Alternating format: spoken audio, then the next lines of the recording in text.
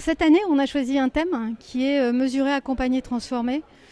Surtout parce que ça correspond avec l'ADN de performance et puis aussi parce que la transformation, c'est une vraie problématique d'aujourd'hui. En 2016, c'est très clair pour tout le monde que la transformation est permanente, mais qu'il faut l'accompagner. Pour bien accompagner, il faut vraiment mesurer. Alors, quelle que soit la mesure, il faut qu'il y ait un lieu de départ, une courbe de progression, un lieu d'arrivée, parce que c'est cette mesure qui permet d'accompagner le changement et c'est ça qui permettra à l'ensemble des organisations de se transformer. On est en train de développer, notamment avec le Learning Lab, dont Cécile Dejoux était présente aujourd'hui, un digital performer et donc de mesurer l'ensemble des compétences numériques de demain dont les managers auront besoin.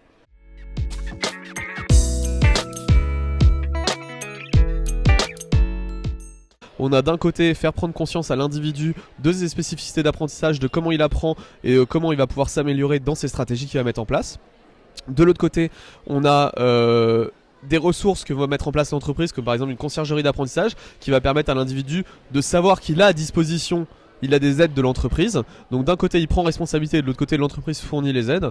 Et enfin de ne pas négliger le côté collaboratif où il va falloir apprendre ensemble. La formation de demain, ça peut être quelqu'un qui apprend de chez lui, du métro, sur son lieu de travail. Donc ça c'est une grande problématique en France qu'on a, c'est quel temps va être alloué à la formation. Est-ce que c'est du temps personnel? Est-ce que c'est du temps de travail? Donc je suis même pas sûr que la formation existe en tant que telle comme elle existe aujourd'hui, sous forme de stage à la temporalité bien établie et autres.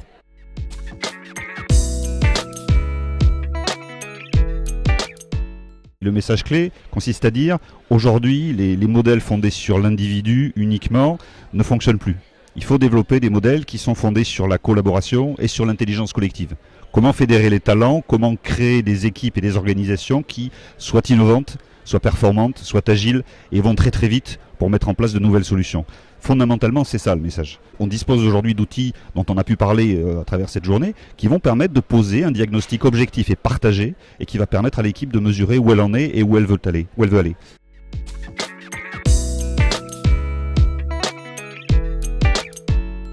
Le rôle des ressources humaines change et qu'il y a plein de possibilités, donc c'est important de se tenir bien informé et de pouvoir être acteur de ces changements. Par exemple, sur la formation, moi j'ai trouvé que c'était vraiment intéressant de se dire qu'on est moins sur un mode push mais plutôt pull et d'avoir des blocs de formation qui pourraient être à disposition de tous les salariés et qui puissent eux-mêmes construire et valoriser davantage leurs compétences et les échanger entre eux.